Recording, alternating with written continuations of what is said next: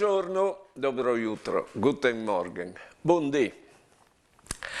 Bisogna dire che il rapporto con il Signore ha lo stesso distinto dal rapporto con gli altri. Se tu mo alle biel, mo alle brut, mo si sta bene insieme, mo si inrabissi e dopo si anche di rappezzà.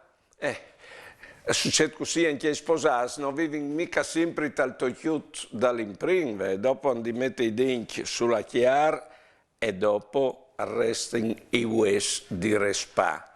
E alle due amore, che sta l'importante? Qualunque tipo di rapporto, ecco, è positivo anche se è difficile, perché è la mancanza di rapporto, tanta dell'indifferenza, la morte dal rapporto. Così col Signore allora, se non arrivi a pregare bene, non è di fare di manco di pregare. La mia preghiera che arrivi a fare è che arrivi a fare in quel momento. Alle due amore, dicevi, anche con Lui. Buone giornate e buone vite.